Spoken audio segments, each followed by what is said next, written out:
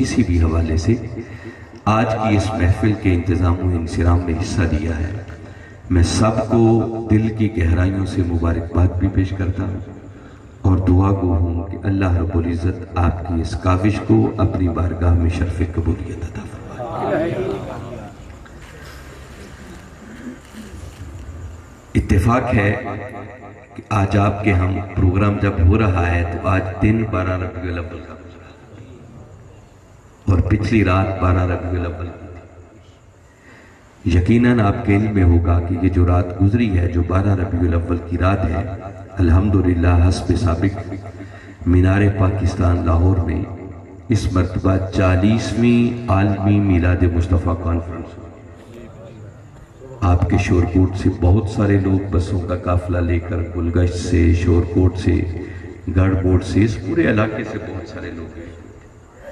وہ ایک دیدنی نظارہ تھا، تا حد نگاہ عوام کا ایک ٹھاٹھے مارتا ہوا سمندر تھا، اور پھر مغرب کی نماز کے بعد سے لے کر فجر کی اذانوں تک آقا کی عظمت کے ترانے گائے گئے، اور پھر آپ کی ولادت باسعادت کی بالخصوص ان حسین گھڑیوں کے وقت جو آتش بازی کا منظر تھا وہ دیکھنے والا تھا، اور پھر وقت کے مجدد حضور شیخ الاسلام پروفیسر ڈاکٹر محمد طاہر القادری مدعز اللہ العالی کی گفتگو کے تو پھر کیا کہنے، اور پھر بڑے بڑے عرب شیوخ اس میں آئے ہوئے تھے، جامعہ آزر کے جو چانسلر رہ چکے ہیں وہ لوگ وہاں پر آئے ہوئے تھے، ان کے خطابات تھے، اور دنیا کے کم و بیش کوئی 20 سے 25 ممالک کی نمائندگی تھی اس کانفرنس کے اندر، اور ملک پاکستان کے طول و عرض سے ہر مکتب فکر کے علماء کی، جید علماء کرام کی نمائندگی تھی۔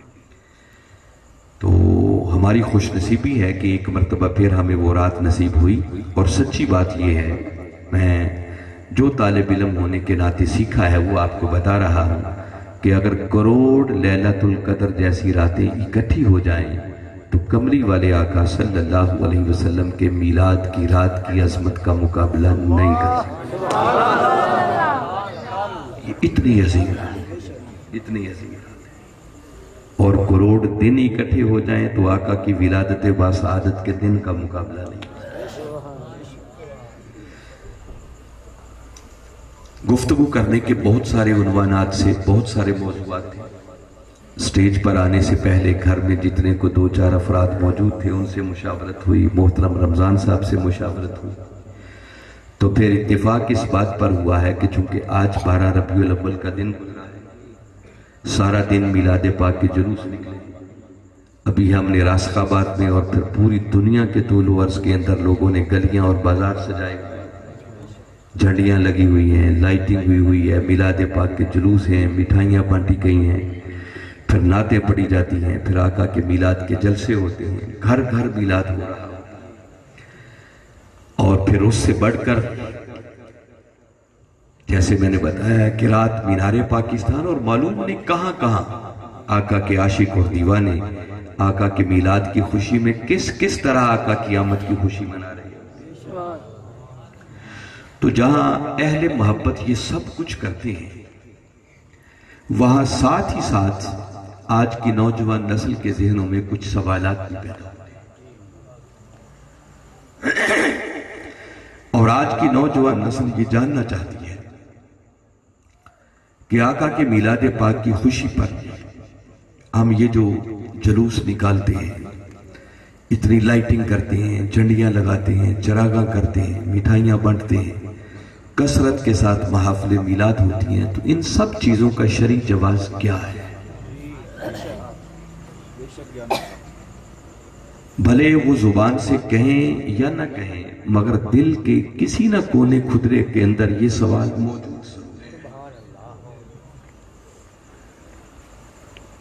پھر ایک سوال اور لوگوں کو بڑا ڈسٹرب کرتا ہے کہ کیا صحابہ کرام بھی میلاد منایا کرتے تھے؟ کیا کملی والے آقا صلی اللہ علیہ وسلم نے خود بھی کبھی اپنا میلاد کیا تھا؟ اور سوچتے سوچتے پھر ایک سوال اور بھی ان کو ڈسٹرب کرتا ہے کہ 12 ربیع الاول کا دن اگر ہمارے آقا صلی اللہ علیہ وسلم کی ولادت باسعادت کا دن ہے تو اسی دن آپ کا وصال مبارک تو عجیب بات ہے کہ ہم میلاد کی خوشیاں کر لیتے ہیں تو کیا ہمیں وصال پر غم نہیں ہے؟ چلو اگر غم نہیں کر سکتے تو آقا کے وصال مبارک والے دن یہ جشن کا سمہ بنا دینا شاید یہ کسی طور پر بھی مناسب نہیں ہے۔ تو یہ چند ایک سوالات ہیں جو ذہن کے کسی نہ کسی کونے خدرے میں موجود ضرور ہے، اور آج کا نوجوان ذہن اس پر سیٹسفیکشن چاہتا ہے، اطمینان چاہتا ہے کہ ہمیں قرآن اور حدیث کی روشنی میں یہ باتیں بتائی جائیں۔ اہل علم سے تو یہ کوئی بات بھی ٹکی چھپی نہیں ہوتی۔ میں نے بتایا کہ جب ہم موضوع پر مشاورت کر رہے تھے تو پھر محترم رمضان صاحب نے کہا کہ میرا دل ہے کہ آپ اسی موضوع پر گفتگو کریں۔ آج بالخصوص چونکہ سارا دن یہ سب کچھ ہوا ہے تو آج موقع کی مناسبت سے ہم چاہتے ہیں کہ یہی بات ہمیں سمجھائیں کہ آقا کے میلاد کی شرعی حیثیت کیا ہے۔ گفتگو کے لیے میرے پاس جو میں سمجھتا ہوں کہ مناسب ہے میکسیمم گھنٹہ سوا گھنٹہ، اگر اس سے بھی زیادہ کروں تو 1.5 گھنٹہ گفتگو کر لینی چاہیے۔ کرنے کو تو بھلے میں 5 گھنٹے بھی کرتا چلا جاؤں، مگر اس سے زیادہ میں سمجھتا ہوں کہ وہ مناسب نہیں ہے۔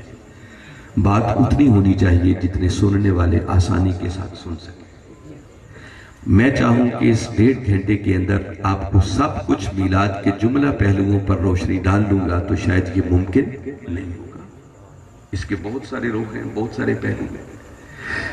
اگر کوئی شخص صحیح معنوں میں اس پر مطالعہ کرنا چاہتا ہے اور شرح صدر چاہتا ہے اور ایسے سوالات پر پورا اطمینان اور تسلی چاہتا ہے تو وقت کے مجدد حضور شیخ الاسلام پروفیسر ڈاکٹر محمد طاہر القادری مدظ اللہ العالی آپ کی ایک کتاب ہے جس کتاب کا نام ہی میلاد النبی صلی اللہ علیہ وسلم، کم و بیش کوئی 1000 صفحات پر مشتمل وہ کتاب ہے۔ میرا خیال ہے آپ کے شور کوٹ کی لائبریری میں اویلیبل ہوگی، مل جائے گی، آن لائن بھی آپ اس کو پڑھ سکتے ہیں۔ اس کتاب کو لے لیں، اس کتاب کو پڑھیں تو میرا خیال ہے کہ ذہن میں اٹھنے والے ہر سوال کا قرآن، حدیث اور تاریخ کی روشنی میں بڑا کافی اور شافی جواب اس کتاب کے اندر ہوگا، کوئی کمی نہیں رہے گی۔ تاہم میں وقت کو سامنے رکھتے ہوئے چند ضروری باتیں بڑے آسان پیرائے کے اندر آپ کے سامنے رکھنے کی کوشش کروں گا تاکہ ہمارے نوجوان اور بچوں کے ذہنوں کے اندر اگر کوئی شکوک و شبہات کی گرد ہے تو وہ گرد چک سکے۔ میری اس گفتگو کو ہرگز اس سینس میں نہیں لینا کہ شاید میں کسی مخالف کے سوالات کا جواب دے رہا، اعتراضات کا جواب دے رہا۔ مجھے کسی کے اعتراضات کے جواب دینے کی کوئی ضرورت بھئی، جس کی جو سوچ ہے وہ اسے سلامت۔ ہم دھکے سے تو کسی سے میلاد منوا نہیں سکتے، تو پھر ہم اس موضوع پر گفتگو کیوں کر رہے ہیں؟ میرے پیش نظر اس کا مقصد ایک ہی ہے کہ ہمارے وہ لوگ جن کی کئی پشتوں سے میلاد بناتے ہوئے عمریں گزر گئی اور آقا کا میلاد بناتے چلے آ رہے ہیں، اگر ہمارے ان لوگوں کی اولادوں کے ذہنوں کے اندر میلاد کے حوالے سے کوئی شکوک و شبہات کی گرد پیدا ہو جائے تو میرا یہ فرض بنتا ہے کہ کمری والے آقا صلی اللہ علیہ وسلم کی بارگاہ اقدس کا جھاڑو بردار بن کر اس گرد کو صاف کرنے کی نوکری انجام دوں۔ میرا مقصد اپنے بچوں کو، اپنے نوجوانوں کو ٹیچ کرنا ہے، ان تک یہ باتیں پہنچانا ہے تاکہ ان کو اطمینان ہو سکے اور وہ اپنے آباء و اجداد کے نقش قدم پر چلتے ہوئے اسی طرح دل کھول کر پورے ایمان اور عقیدے کے ساتھ آقا کے میلاد کی خوشیاں کر کے اپنی دنیا اور آخرت کو سنوارنے کا سامان، یہ میری گفتگو کا مقصد ہو۔ مجھے یاد ہے پچھلی بار بھی مجھے یہاں آنے کا موقع ملا ہے، اس لیے میں آپ لوگوں کے لیے نیا نہیں ہوں، مگر یہ بات ذہن میں رکھیں کہ میں بہت ساری جگہوں پہ جاتا ہوں، دیکھتا ہوں تو بالعموم لوگ یہ ذوق لے کر آتے ہیں کہ چلیں آج دیکھتے ہیں علامہ صاحب زور کتنا لگاتے ہیں، علامہ صاحب کی سور کیسے، وہ کرسی سے اچھلتے کتنا نہیں، دوسروں کو برا بھلا کتنا کہتے ہیں۔ تو شاید میں اپنی آپ کی ان توقعات پر آج پورا نہ اتر سکوں، اور ویسے بھی یاد رکھیں کہ علم ان میں سے کسی ایک چیز کا نام بھی نہیں ہے۔ علم زور سے بولنے کا نام نہیں ہے، علم سر اور لے کا نام بھی نہیں۔ اگر سور ہی سننی تھی تو زیادہ مناسب تھا کسی اور اچھے نعت خواں کو بلا لیتے تو شاید وہ زیادہ اچھے سر کے ساتھ آپ کو سنا دیتے۔ اور علم لوگوں کو برا بھلا کہنے کا نام بھی نہیں ہے، بلکہ علم اس چیز کا نام ہے کہ آپ کی گفتگو سن کر کسی کا عقیدہ سمجھے، کسی کا عمل سمجھے، کسی کا اخلاق سمجھے۔ اگر ساری رات کی تقریریں ہوں اور بدلے کوئی نہ تو اس تقریر کا کوئی فائدہ نہیں ہے۔ اس لیے ان باتوں پر نہیں جانا کہ میں زور کتنا لگاتا، بلکہ دھیان آپ کا ادھر رہنا چاہیے کہ میں کیا رہا ہوں، اور میں اتنا آسان کر کے انشاءاللہ یہ سبجیکٹ آپ کے سامنے رکھوں گا کہ میں امید کرتا ہوں کہ انشاءاللہ آج کی میری گفتگو سننے کے بعد اگر آپ نے توجہ سے سنی تو اگر کوئی شخص آپ سے اس موضوع پر کوئی سوال کرے گا نا تو میں امید کرتا ہوں کہ آپ کھڑے کھڑے اس کو اتنے دلائل کے ساتھ جوابات دے دیں گے کہ آپ کا جواب سن کر پھر وہ میلاد پر اعتراض کرنے والا نہیں رہے گا بلکہ خود میلاد منانے والا بن جائے گا۔ بس شرط یہ ہے کہ آپ توجہ سے سنیں، اپنے ذہنوں کو حاضر رکھیں۔ اب میں بغیر کسی مزید تمہیدی گفتگو کے اصل موضوع کی طرف آنا چاہ رہا ہوں۔ سب سے پہلا سوال ذہنوں میں یہ ابھرتا ہے کہ ہم میلاد کیوں کرتے ہیں یا میلاد کی خوشی کیوں کرتے ہیں؟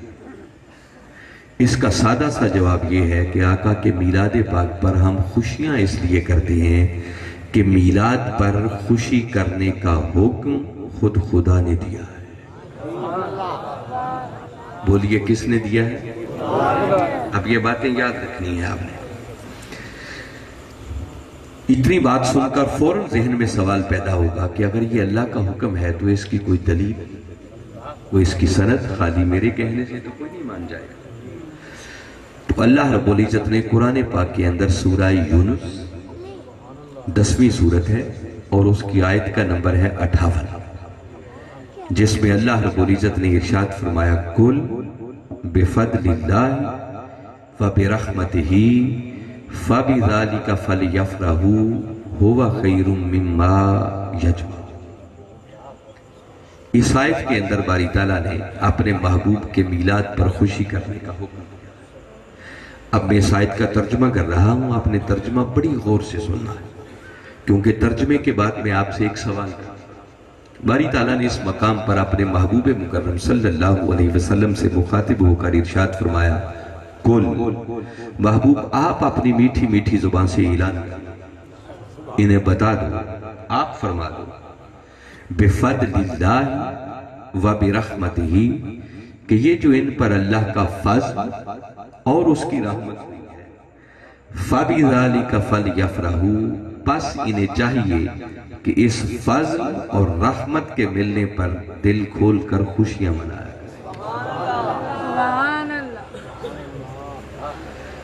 اگر یہیں رک کر میں آپ سے پوچھوں کہ میں نے جتنا ترجمہ کیا ہے اس آیت کریمہ کا، کیا خیال ہے اس آیت کے اندر آقا کے میلاد کا ذکر کہیں آیا ہے؟ اب آپ کی چپ بتا رہی ہے کہ آپ نے یا تو غور سے سنا نہیں تو یا پھر آپ ابھی کشمکش میں ہے کہ اب ہاں کہیں یا نہ کہیں۔ میں آپ کی خاطر ایک مرتبہ ترجمہ پھر کر رہا ہوں تاکہ جس نے توجہ سے نہیں سنا وہ پھر سنے۔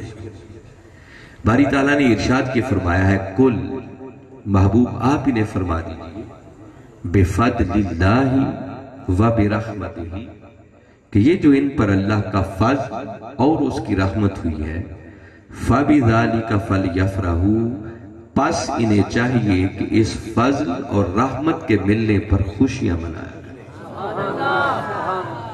تو کیا خیال ہے میلاد کا ذکر آیا؟ جی جو سمجھتے ہیں آیا ہے بلا ہاتھ کھڑا کریں۔ سبحان اللہ۔ اچھا پنجابی زبان میں اسے کہتے ہیں دھکے شاہی۔ حقیقت یہ ہے کہ اس آیت کے اندر میلاد کا ذکر کوئی نہیں آیا۔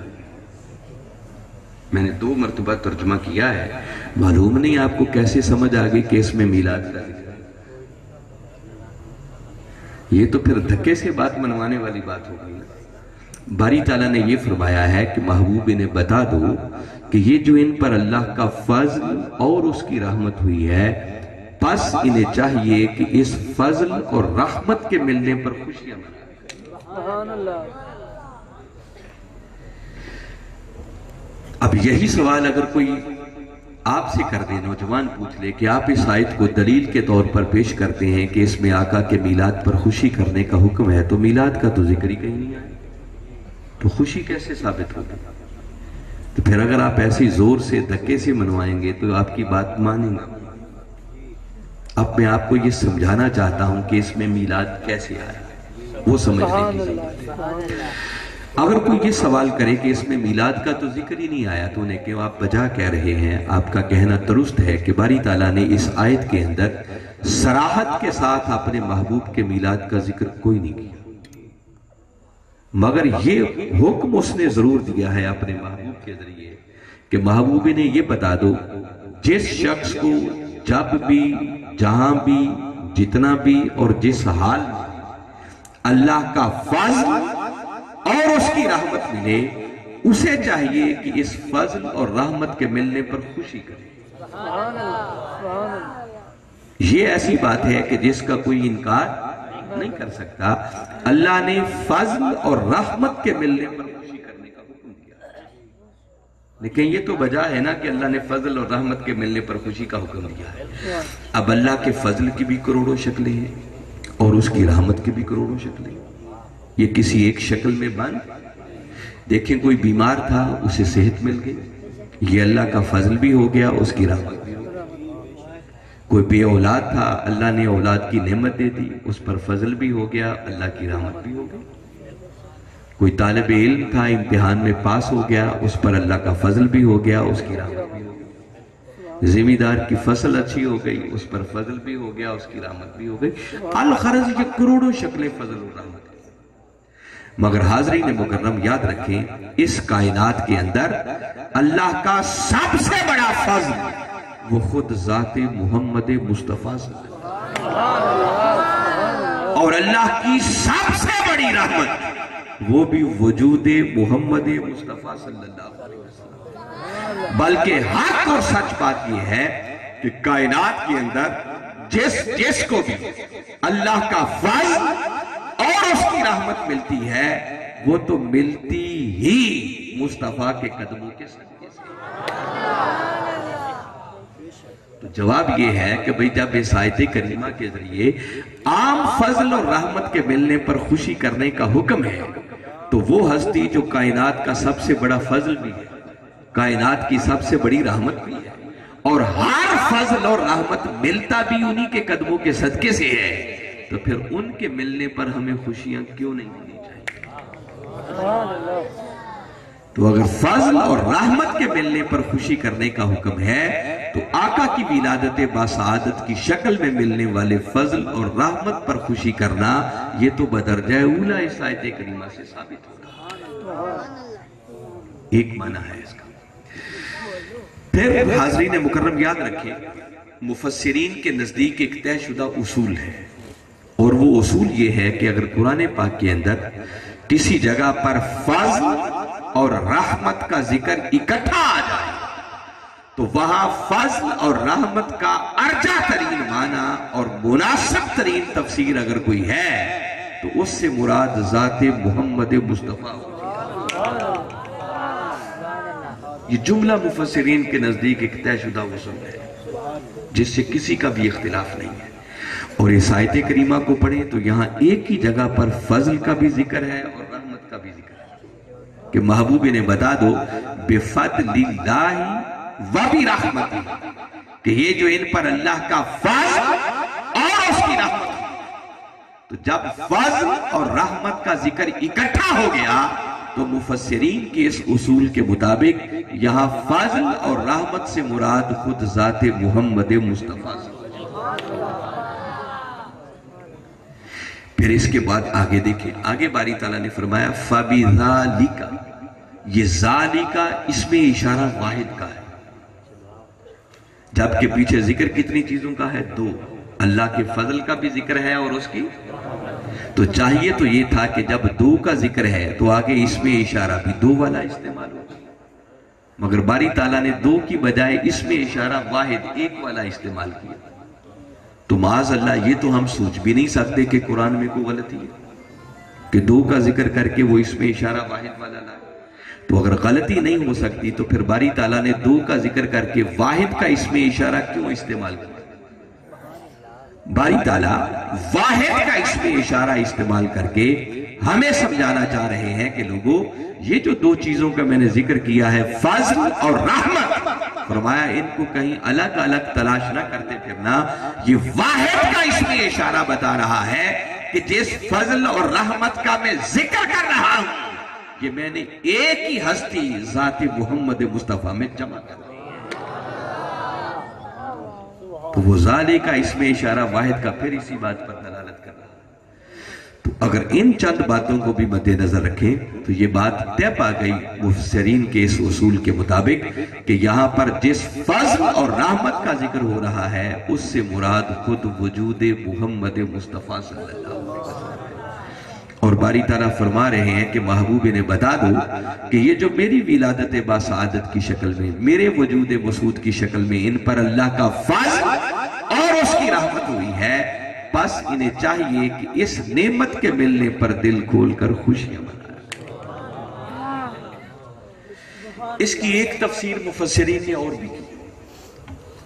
متصل اس سے جو پچھلی آیت ہے اس پہ اللہ رب العزت نے قرآن پاک کا ذکر کیا کہ تمہارے پاس اللہ کی بارگاہ سے ایک موعظت آ گئی، نصیحت آ گئی قرآن کی شکل میں، شفاء لما فی الصدور جو تمہارے سینوں کے لیے شفا ہے،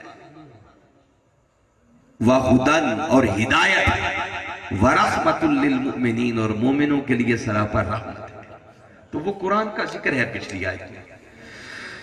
تو قرآن کی ہر دو آیتوں کے درمیان ایک ربط ہوتا ہے، ربط کے بغیر دو آیتیں نہیں ہو سکتی.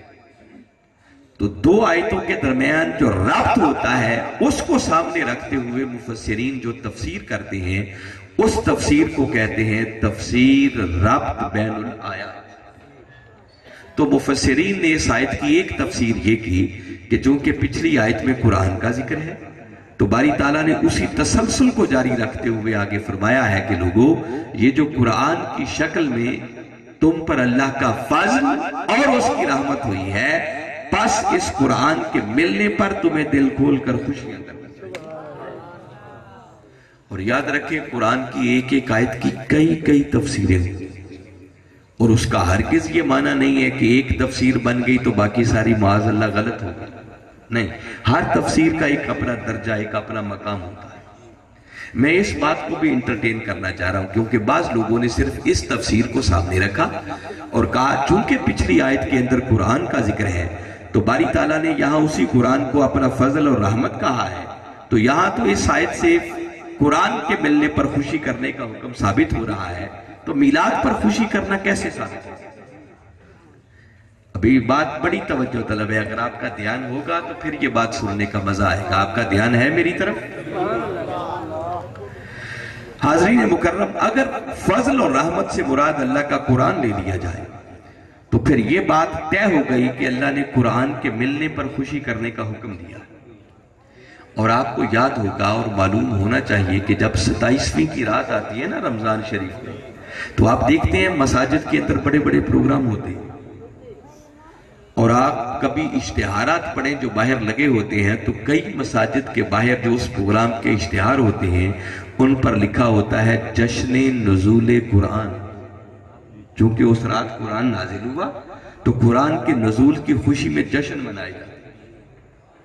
اگر ان سے کو پوچھے کہ اس کی دلیل کیا ہے تو دلیل قرآن کی یہی دونوں آیتیں کہ باری تعالیٰ نے قرآن کے ملنے پر خوشی کرنے کا حکم دیا. تو یہ ثابت ہوا کہ قرآن کے ملنے پر اللہ نے خوشی کرنے کا حکم دیا.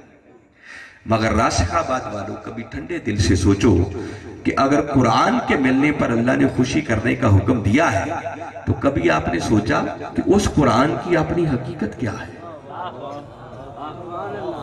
اگر جاننا چاہیں کہ قرآن کی حقیقت کیا ہے تو باری تعالیٰ نے خود قرآن کے اندر 2 مقامات پر یہ بات کی اور فرمایا اِنَّهُ لَقَوْلُ رَسُولٍ كَرِيمٍ. فرمایا لوگوں یہ قرآن تو میرے مصطفیٰ کی زبان سے نکلی ہوئی ایک بات ہے، یہ تو رسول کریم صلی اللہ علیہ وسلم کا ایک قول ہے. ہمارے آقا کی زبان اقدس ہلتی چلی جاتی، قرآن کے وجود کا ظہور ہوتا چلا جاتا۔ اگر زبان مصطفی نہ ہلتی تو کبھی قرآن کے وجود کا ظہور نہ ہوتا۔ تو قرآن ہے ہمارے آقا کی زبان اقدس سے نکلی ہوئی بات۔ ارے سوچو، جس نبی کی زبان سے نکلی ہوئی اگر بات مل جائے تو خدا اس پر خوشیاں کرنے کا حکم دے رہا ہے، تو بابا جس امت کو وہ بات والا رسول ہی مل جائے تو کیا رسول کے ملنے پر خوشیاں نہیں ہونی چاہیے؟ وہ تو پہلے سے بھی بڑھ کر ہونی چاہیے۔ کسی نے ام المومنین حضرت عائشہ صدیقہ رضی اللہ تعالیٰ عنہ سے پوچھا کہ ام المومنین ذرا فرمائیں ہمارے آقا کے اخلاق کیسے؟ جواب دیتی ہیں کان خلقہ القرآن۔ پوچھنے والے کیا قرآن پڑھ کے نہیں دیکھا؟ یہ سارے کا سارا قرآن کملی والے آقا کی اداؤں کا نام ہے۔ قرآن نام ہے آقا کی اداؤں کا، قرآن نام ہے آقا کے اخلاق کا، قرآن نام ہے آقا کی سیرت مصطفیٰ کا۔ تو راسخہ بات والوں پھر سوچو کہ جس نبی کے اخلاق پر مشتمل اگر کتاب مل جائے تو خدا اس پر خوشیاں کرنے کا حکم دے، تو جس امت کو وہ اخلاق والا رسول ہی مل جائے ان کے ملنے پر خوشیاں ہونی چاہیے یا نہیں؟ تو جس اینگل سے بھی دیکھیں، جس زاویہ نگاہ سے بھی دیکھیں، اس آیت کریمہ سے آقا کی ولادت باسعادت پر خوشی کرنا ہر صورت میں ثابت ہے۔ میں بڑا شارٹ کر کے مختصر چند باتیں بتا رہا ہوں۔ صرف اسی آیت کریمہ کی تفسیر پر حضور شیخ الاسلام نے ایک پورا چیپٹر لکھا ہے اس کتاب کے اندر، پورا باب ہے۔ اس آیت کے اندر کتنے معنی آپ نے بیان کیے، کتنی تاکیدات کے ساتھ باری تعالیٰ نے میلاد کرنے کو۔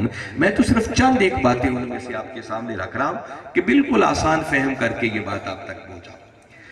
اب اگلی بات بڑی قابل غور ہے کہ باری تعالیٰ نے اپنے محبوب مکرم صلی اللہ علیہ وسلم کی شکل میں ملنے والی نعمت پر فَلْيَفْرَحُوا کہہ کر خوشیاں کرنے کا حکم کیا۔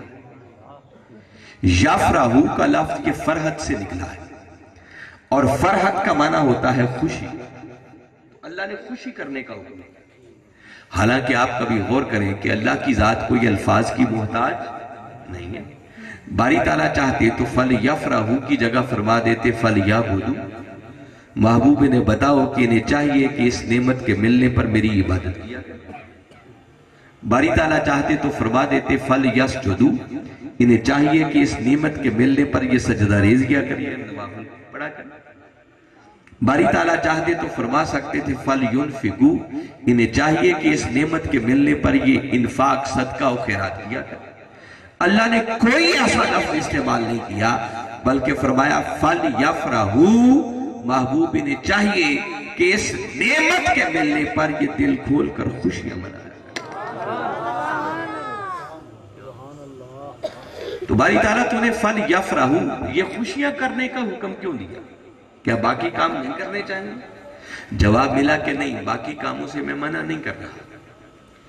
فَلْيَفْرَحُوا کہہ کر میرے کہنے کا منشا یہ ہے، تقاضا یہ ہے، پابندی نہیں لگا رہا، کسی کا دل چاہے تو میرے مصطفیٰ کی آمد کی خوشی میں نوافل پڑھ لیا کریں، شکرانے کے سجدے کر لیا کریں، صدقہ و خیرات کر لیا کریں۔ فرمایا سب کچھ بجا، مگر فَلْيَفْرَحُوا کا تقاضا یہ ہے کہ تم جو کچھ کرو بجا، مگر میرا دل ٹھنڈا تب ہوگا کہ میرے مصطفیٰ کی میلادت کا دن آئے، تمہارے دل خوشی سے پھولے نہیں سمانے چاہیے۔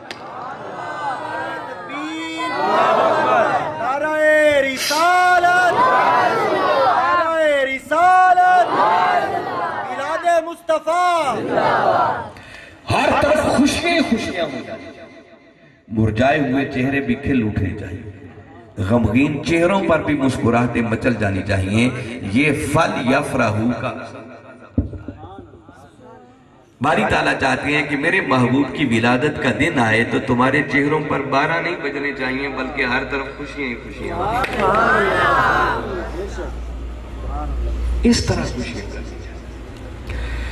اچھا، یہاں ایک بات میں اور بتاؤں، میں نے شروع میں چند باتیں کی ہیں، میں بڑا شارٹلی اور آسان لفظوں میں اگلا ایک سوال کا جواب دینا چاہ رہا ہوں، بلکہ بہت سارے سوالات اس کے اندر کور ہوتے ہیں۔ یہ جو ذہنوں میں سوال پیدا ہوتا ہے کہ ہم آقا کے میلاد پر جھنڈیاں کیوں لگاتے ہیں، یہ لائٹنگ کیوں کرتے ہیں، گلیاں اور بازار کیوں سجاتے ہیں، آقا کے میلاد کے جلوس کیوں نکالتے ہیں، آقا کے میلاد پر نعتیں کیوں پڑھتے ہیں، میلاد کے جلسے کیوں کرتے ہیں، ایک جشن کا سما کیوں بناتے ہیں، مٹھائیاں کیوں بانٹتے ہیں، یہ جو کیوں والے جتنے سوالات ہیں، اللہ نے ان سارے سوالوں کا جواب صرف ایک لفظ فَلْيَفْرَحُوا کے اندر دے دیا۔ اگر غور سے یہ سمجھ لیں گے تو آپ کا مسئلہ ہمیشہ کے لیے حل ہے۔ پوچھیں کہ یہ سب کچھ کیوں کرتے ہیں تو میں کیوں کا جواب دے رہا ہوں۔ باری تعالیٰ نے فَلْيَفْرَحُوا کہہ کر خوشی کرنے کا حکم دے دیا، مگر آگے پوری آیت کریمہ کو پڑھ لیں، آگے پورا رکوع ہی پڑھ لیں۔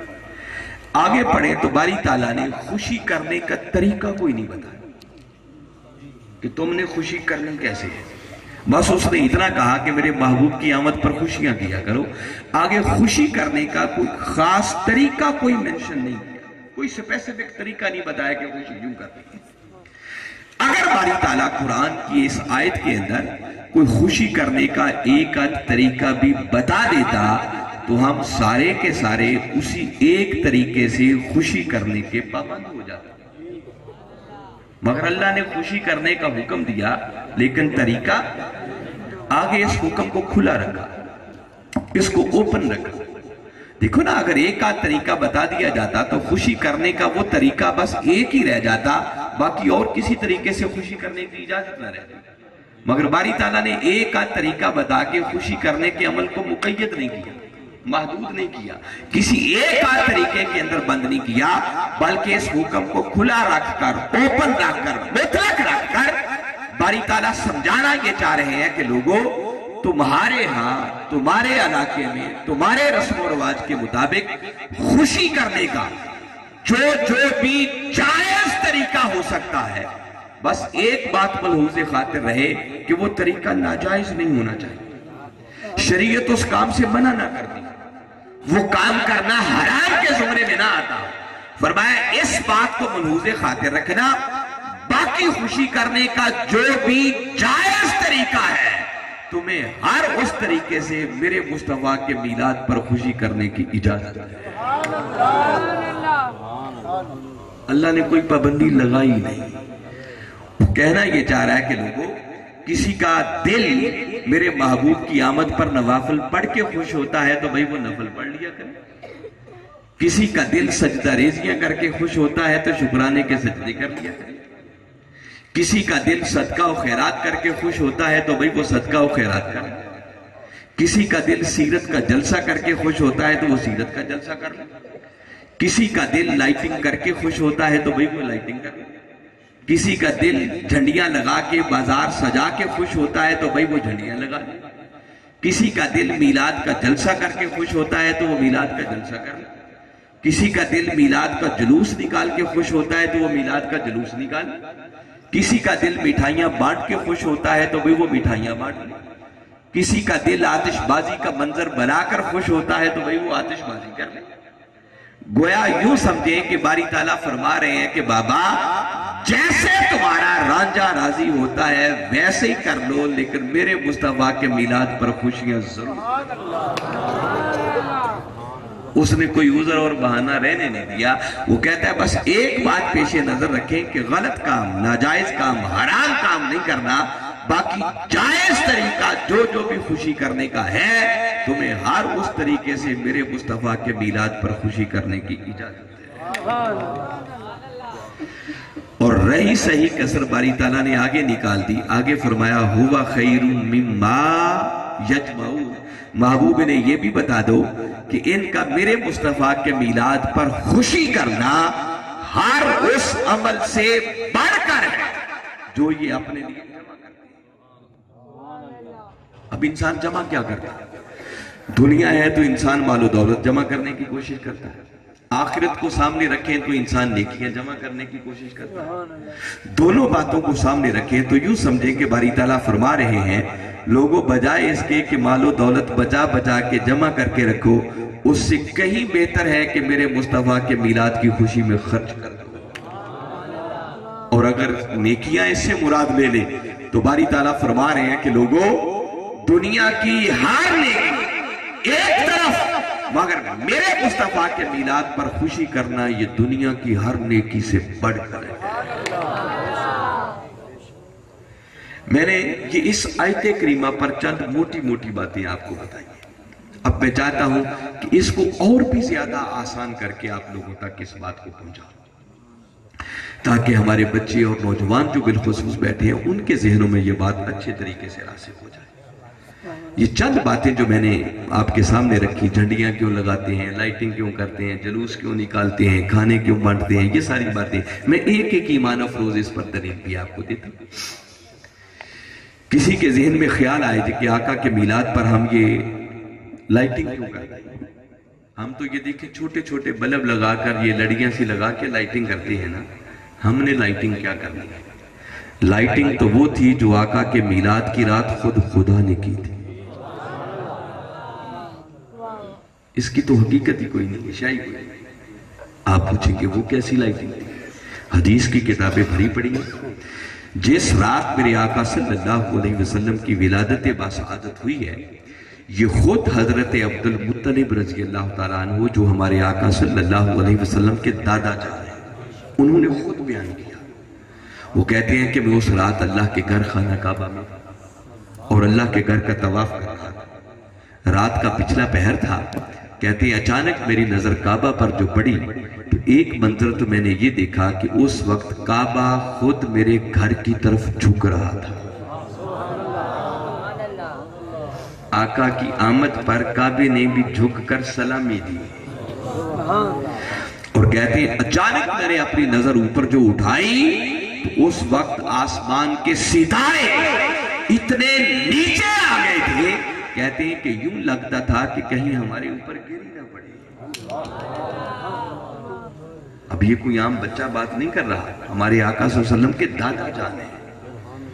اور دیکھیں نا وہ ستارے کتنے کے قریب آگے ہوں گے جو آپ کہتے ہیں کہ ایسے لگتا تھا کہیں ہمارے اوپر گری نہ پڑے۔ اللہ نے آسمان کے ستاروں کو نیچے کر دیا۔ اور رات کون سی تھی؟ یہ 12ویں۔ کون سی رات تھی؟ ابھی رات 12ویں گزری ہے، آج 13ویں ہے، تو ذرا آپ آسمان کی طرف سر اٹھا کے دیکھیں، چاند نکلا ہوا ہے تو کوئی ستارہ نظر آتا ہے؟ جب چاند اپنے جوبن اور عروج پر ہوتا ہے نا، یہ جو 12، 13، 14 کی راتیں ہوتی ہیں، تو جب چاند جوبن پہ ہو تو ستارے بالعموم نظر نہیں آتے۔ تو رات تو 12ویں تھی، تو وہ کیسے ستارے نظر آئے؟ اس کا جواب بھی اسی روایت سے ملتا ہے کہ واقعتاً عبد المطلب رضی اللہ تعالیٰ عنہ کو کہنا حق ہے، سچ ہے کہ اللہ رب العزت نے اس رات آسمانی چاند اور ستاروں کو زمین کے قریب کر کے اس طرح ہر طرف لائٹنگ کر دی تھی کہ ہر طرف روشنی ہی روشنی ہے، چراغا ہی چراغا اور روشنی ہی روشنی ہے۔ تو اللہ نے خود اہتمام کر دیا، نیچے کر دیا پوری زمین کو اور آسمانی کائنات کو اللہ نے ان لائٹوں کے ساتھ ساتھ۔ آپ کی والدہ ماجدہ سیدہ آمینہ رضی اللہ تعالیٰ عنہ وہ بیان کرتی ہیں اور کہتی ہیں کہ جس لمحے میرے لخت جگر کی ولادت تو کہتی ہیں مجھ سے ایک نور خارج ہوا، جس نور کی وجہ سے کائنات کی ہر شے اس قدر چمک اٹھی کہ فرماتی ہیں میں نے اپنے بند کمرے میں بیٹھ کر شام کے محلات کو بھی دیکھ لیا۔ چنا اس لائٹنگ کا، اس روشنی کا عالم کیا ہوگا کہ سیدہ آمینہ رضی اللہ تعالیٰ عنہ فرما رہی ہیں کہ میں نے اپنے بند کمرے کے اندر شام کے محلات کو دیکھا۔ اس لائٹنگ کا، اس جشن کا عالم کیا؟ ہم تو چھوٹی چھوٹی جھنڈیاں لگاتے ہیں نا، احادیث کی کتابیں پڑھیں۔ جب میرے آقا کی ولادت باسعادت ہوئی تو اللہ رب العزت نے جبریل امین علیہ السلام کو 3 جھنڈے عطا کیے۔ فرمایا جبریل یہ لے جاؤ، ایک مشرق میں لگاؤ، دوسرا مغرب میں لگاؤ، اور تیسرا اس گھر کی چھت پر لگاؤ جس گھر میں میرے محبوب کی ولادت، یا خانہ کعبہ پر۔ اب خانہ کعبہ اور آقا کی ولادت باسعادت والی جگہ کوئی دور ساتھ ہے بالکل۔ تو ذرا چشم تصور میں لائیں وہ جھنڈے جو خدا نے لگوائے ہوں گے، جبریل نے لگائے ہوں گے، ذرا سوچو وہ جھنڈے کتنے کتنے بڑے جھنڈے۔ ہم تو چھوٹی چھوٹی جھنڈیاں لگاتے ہیں۔ پھر حاضرین مکرم ذہن میں خیال آتا ہے کہ ہم میلاد پر جلوس کیوں نکالتے ہیں؟ اس پر بھی ایک ایمان افروز بات بتاتا ہوں۔ ہمارے آقا صلی اللہ علیہ وسلم جب مکہ سے ہجرت کر کے مدینہ تشریف لے جانے لگے تو مدینہ کے لوگوں کو آپ کے اس پورے پلان کی خبر تھی، یہ طے شدہ بات تھی کہ کب نکلنا ہے، اور یہ بھی ان کو اندازہ تھا کہ اگر کوئی شخص مدینہ سے مکہ سے چلے تو کتنے دنوں میں وہ مدینہ پہنچ جاتا، سفر میں ٹائم کتنا لگتا۔ اب ان کو یہ پتا تھا کہ آقا صلی اللہ علیہ وسلم نے کس دن روانہ ہونا ہے، مگر اگلے پلان کی ان کو یہ خبر نہیں تھی کہ ڈائریکٹ مدینہ آنے کی بجائے آقا ابو بکر کو لے کر پہلے 3 دن اور 3 راتوں کے لیے غار ثور میں بھی چلے جائیں۔ وہ پچھلی نشست میں مجھے یاد پڑتا ہے میں نے اس موضوع پر گفتگو کی تھی، جب 3 دن اور 3 راتیں غار ثور میں لگیں تو آقا لیٹ ہوئے۔ موبائل ٹیلی فون نکلے کوئی نہیں تھے کہ فون کر کے بتا دیا جاتا کہ بھی میں 3 دن لیٹ آ رہا ہوں۔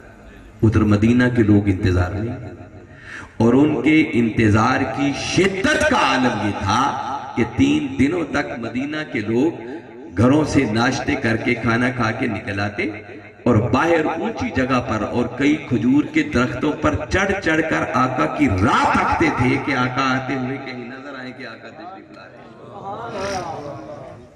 اب تو زمانہ بدل گیا، حالات بدل گئے نا، کوئی کسی کی راہ تکتا ہی نہیں ہے۔ کئی بزرگ بیٹھے ہوں گے، میں نے یہ مناظر اپنی آنکھوں سے دیکھے ہوتے ہوئے ہیں کہ پہلے لوگ مہمان کی راہ تکتے تھے۔ اب تو موبائل ٹیلی فون نکلے ہیں نا کہ بندہ گھر سے چلتا ہے تو فون کر دیتا ہے کہ میں اتنے بجے چل رہا ہوں، اب یہاں پہنچ گیا ہوں، تو کوئی باہر نکل کے راہ دیکھتا ہی کسی کی نہیں۔ اور جب یہ موبائل ٹیلی فون وغیرہ نہیں نکلے تھے اور کسی مہمان کے آنے کی توقع ہوتی تھی تو میزبان گھر والے کئی بار گھر سے نکل کر مہمان کی راہ تکتے تھے۔ یہ آج کے بچوں کو تو اس بات کی سمجھ ہی نہیں ہوگی کہ راہ تکنا کیا ہوتا۔ اور پھر جب کسی کے خاص عزیز نے، کسی کے لاڈلے نے آنا ہوتا تو پھر تو انتظار کا عالم ہی کچھ اور ہوتا۔ کسی کے پیر و مرشد نے آنا ہو، کسی کے دوست نے آنا ہو، کسی کے بیٹے نے آنا ہو، کسی کے والد نے نوکری سے آنا ہو، یا کسی کے اور رشتہ دار عزیز نے آنا ہو، تو پھر تو کیفیت ہی کچھ اور ہوتی۔ تو وہ مدینہ کے لوگ 3 دن تک آقا کی انتظار میں رہے، اور 3 دن کی تاخیر کے بعد جب ان کو دور سے آقا کی سواری آتی ہوئی نظر آئی تو شہر مدینہ میں ایک شور بپا ہو گیا کہ آقا تشریف لا رہے ہیں۔ مدینہ چھوٹی سی بستی تھی، ہر طرف دھوم مچ گئی کہ آقا تشریف لا رہے ہیں۔ تو مدینہ کے بچے بچیاں، کیا مرد، کیا عورتیں، کیا بوڑھے، کیا جوان، ہر کوئی اپنے گھر سے باہر نکل آیا، اور مدینہ کے لوگوں نے مدینہ کی بستی سے باہر نکل کر اکٹھے ہو کر، جمع ہو کر جلوس کی شکل میں کملی والے آقا کا استقبال۔ مدینہ کی بچیوں نے گھروں کی چھتوں پر چڑھ کر دف بجا بجا کر نعتیں پڑھ پڑھ کے آقا کا استقبال کیا۔ جب آقا تشریف لے آئے تو کوئی محبت سے عرض کرتا ہے کہ آقا میرے گھر تشریف لے آئے، کوئی عرض کرتا ہے آقا میرے مہمان بن جائے، کوئی ہاتھ جوڑ کے عرض کرتا ہے کہ آقا یہ شرف مجھے عطا کر دے، میرے دولت خانے، میرے غریب خانے کو یہ رونق بخش دے۔ ہمارے آقا صلی اللہ علیہ وسلم فرمانے لگے بھی نہیں، میری یہ جو اونٹنی ہے یہ اللہ کے حکم پر معمول ہے، یہ خود بخود جس خوش نصیب کے دروازے کے سامنے بیٹھے گی میں محمد اسی کا مہمان بن جاؤں۔ اب راسخ آباد والوں ذرا ایک لمحے کے لیے چشم تصور میں لاؤ، مدینہ کی بستی ہوگی، تنگ تنگ گلیاں ہوں گی، جب آقا نے فرمایا ہوگا کہ جس گھر کے سامنے میری سواری بیٹھے گی میں اسی کا مہمان بنوں گا، تو آگے آگے آقا کی سواری جا رہی ہوگی، تو بتائیں مدینہ کی گلیوں میں پیچھے صحابہ کرام اور مدینہ کے لوگوں کا جلوس ہوگا یا نہیں ہوگا؟ وہ سارے پلٹ کے اپنے گھروں کو تو نہیں چلے گئے ہوں۔ اور جلوس کسے کہتے ہیں؟ جلوس بھی ہے، جلوس بھی آقا کی آمد کا ہے، آقا خود بھی اس جلوس میں موجود ہیں، اور اتفاق ہے کہ وہ دن بھی پیر کا تھا۔ کون سا دن تھا؟ پیر کا دن تھا جب آقا مدینہ میں تشریف لے کے گئے۔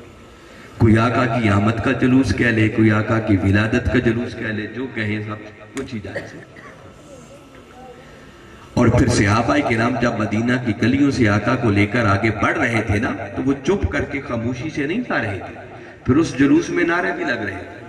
اور صحابہ کرام مدینہ کی گلیوں میں جو نعرے لگا رہے تھے ان کا نعرہ تھا یا محمدہ یا رسول اللہ، یا محمدہ یا رسول اللہ، یا محمدہ یا رسول اللہ، یہ نعرے لگا کر وہ آقا کو لے کر مدینہ کی گلیوں سے گزرے۔ تو پتہ چلا کہ کوئی چیز بھی نئی نہیں ہے، یہ سب کچھ اس دور میں بھی ہوا کرتا تھا۔ پھر آپ مٹھائیاں بانٹتے ہیں، لوگوں کو کھانا کھلاتے ہیں، چاول بانٹتے ہیں، یہ سب کچھ ہوتا ہے۔ میرے آقا صلی اللہ علیہ وسلم نے یہ بھی کیا۔ یہ جو آپ کبھی کبھار یہ پوچھتے ہیں نا کہ کیا یہ آقا نے خود بھی اپنا میلاد منایا، یہ تو میں آپ کو بعد میں بتاتا ہوں کہ آقا نے اپنا میلاد منایا یا نہیں منایا، مگر ایک بات آپ کو پہلے اصولی طور پر سمجھا دیتا ہوں کہ اگر کوئی شخص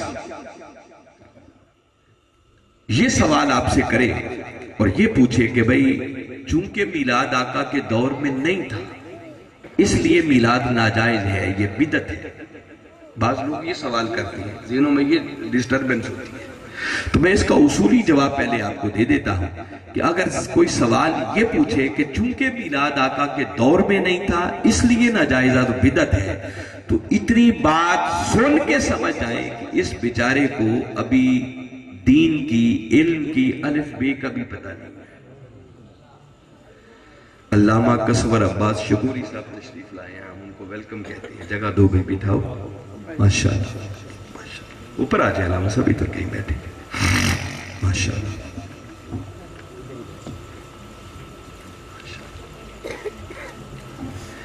تو میں نے کہا کہ اگر کوئی یہ کہے کہ چونکہ آقا کے دور میں نہیں تھا اس لیے میلاد ناجائز ہے، تو میں اس کا جواب آپ کو اصولی سا دے رہا ہوں، یہ بنیاد ہی غلط ہے کہ کوئی یہ کہے جائز صرف وہ ہے جو آقا کے دور میں تھا اور جو آقا کے دور میں نہیں تھا وہ سب کچھ ناجائز ہے۔ یہ بات عالم آدمی نہیں کر سکتا، یہ جاہل آدمی ایسی بات کر سکتا۔ آپ پوچھیں گے کیوں؟ اگر اصول یہ بنا لیا جائے کہ جائز صرف وہ ہے جو آقا کے دور میں تھا اور جو آقا کے دور میں نہیں تھا وہ سب کچھ ناجائز ہے، تو یاد رکھیں جس دین پر ہم عمل کرتے ہیں نا، کم و بیش میں بڑی محتاط بات کر رہا ہوں، اس کا 70% حصہ دین سے خارج کرنا، باقی بچے گئی کچھ نہیں۔ اور میں اس کی بھی زیادہ لمبی چوڑی تفصیل میں گئے ہوئے صرف دو موٹی سی باتیں آپ کو بتا دوں۔ یہ دیکھیں آپ نے کتنی خوبصورت پکی مسجد بنائی ہے، آپ جس شہر میں چلے جائیں ایک سے بڑھ کر ایک مسجد آپ کو ملے، خوبصورت ایک سے بڑھ کر ایک مسجد۔ مجھے بتائیں کیا ہمارے آقا صلی اللہ علیہ وسلم کے دور میں کوئی ایسی پکی مسجدیں ہوتی تھی؟ کوئی نہیں ہوتی تھی۔ مسجد نبوی بھی کچی مسجد تھی، کھجور کے پتوں کی چھت ہوتی اور کئی بار تیز بارش آتی تو پانی اندر بھی ٹپکنا شروع ہو جاتا۔ تو آقا نے تو کوئی ایسی پکی مسجدیں نہیں بنائی۔ آپ پکی مسجدیں بناتے ہیں، اونچے اونچے مینار بناتے ہیں، خوبصورت گنبد بناتے ہیں، پھر سنگ مرمر کی ٹائلیں لگاتے ہیں، پھر مساجد کے اندر کتنی خوبصورت قرآن کی آیات لکھتے ہیں، پھر وہاں درود پاک لکھا ہوتا ہے، اللہ کا نام اسم محمد لکھا ہوتا ہے، صحابہ کرام کے نام لکھے ہوتے ہیں، اہل بیت کے نفوس قدسیہ کے نام لکھے ہوتے ہیں۔ تو یہ سب کچھ آقا کے دور میں تو نہیں، تو اگر آقا کے دور میں یہ سب کچھ نہیں تھا تو معاذ اللہ کیا ان ساری مساجد کو شہید کروا دیں، کیا کریں؟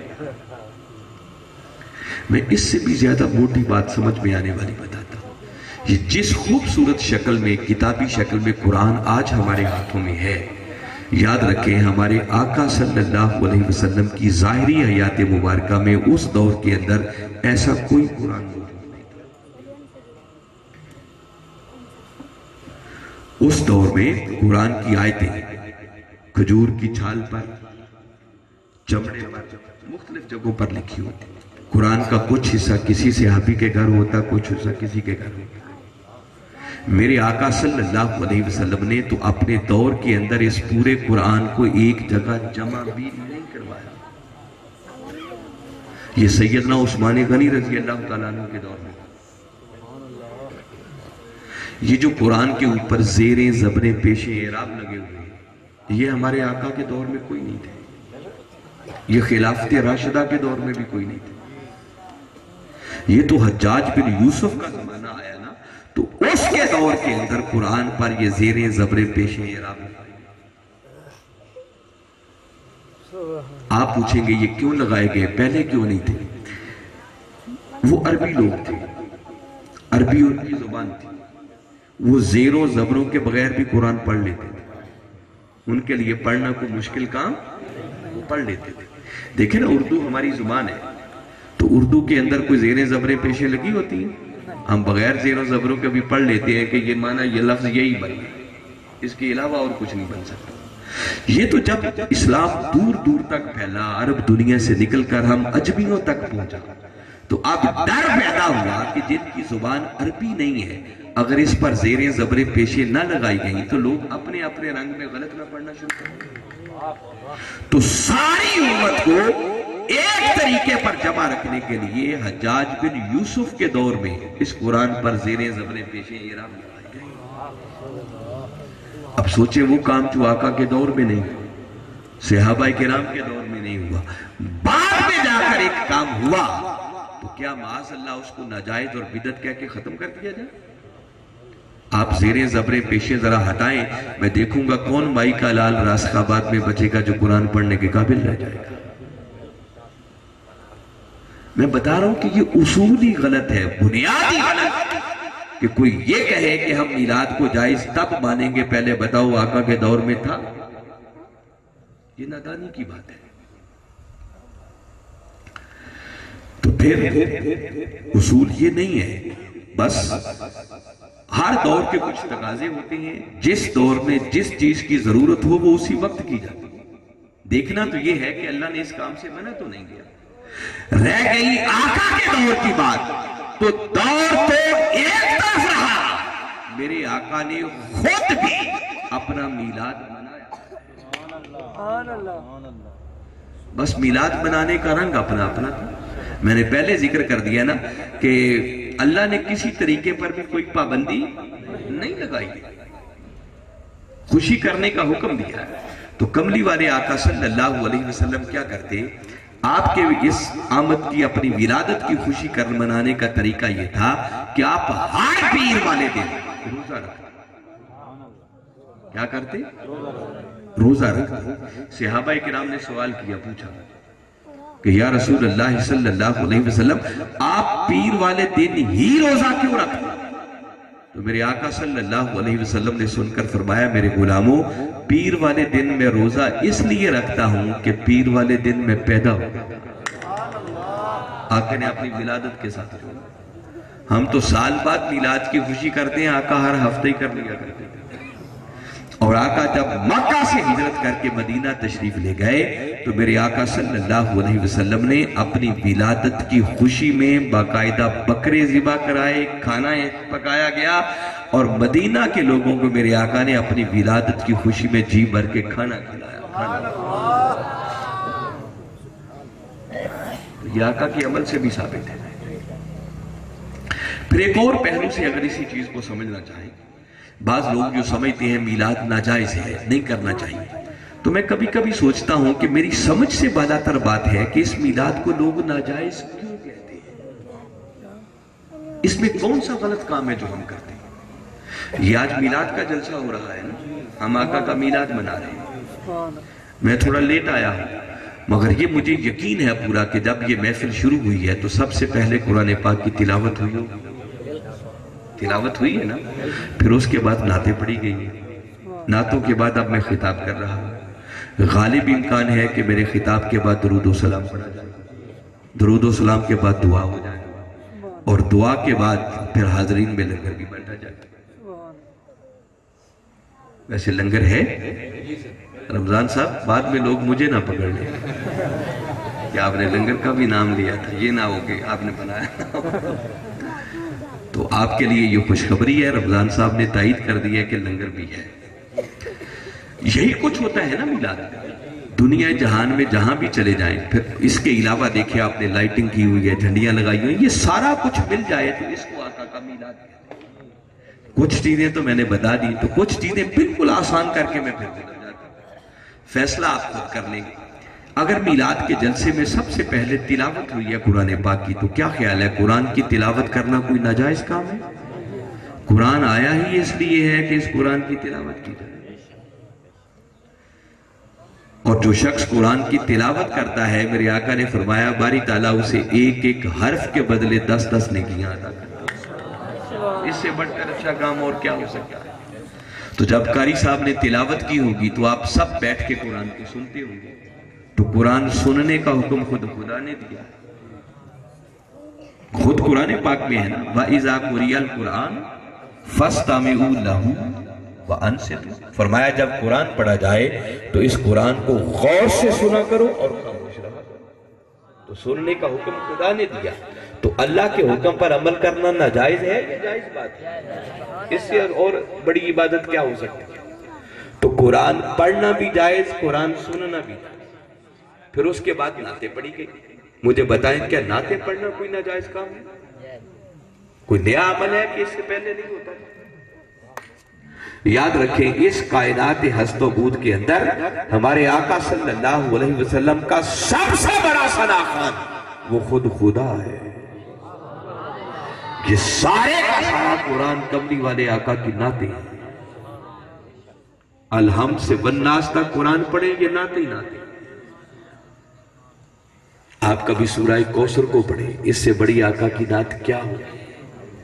سورہ عصر کو پڑھیں، آقا کی نعت ہے۔ سورہ یاسین کو پڑھیں، آقا کی نعتیں ہیں۔ سورہ احزاب کو پڑھیں، آقا کی نعتیں ہیں۔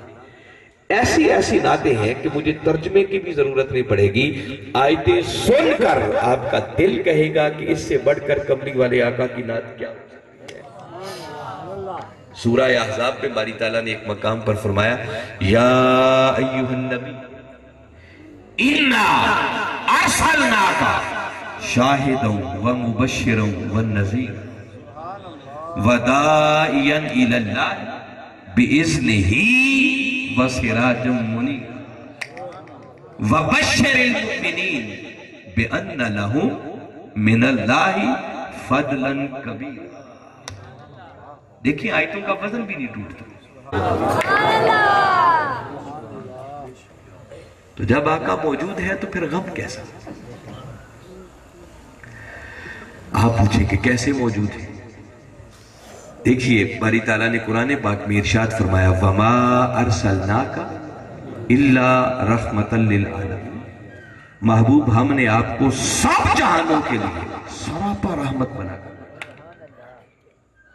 عالمین کا لفظ ہے سب جہانوں کے لیے، اور یہ وہی عالمین کا لفظ ہے جو باری تعالیٰ نے سورہ فاتحہ کی پہلی آیت میں استعمال کیا، الحمدللہ رب العالمین، سب تعریفیں اس اللہ کے لیے ہیں جو سارے جہانوں کا رب ہے۔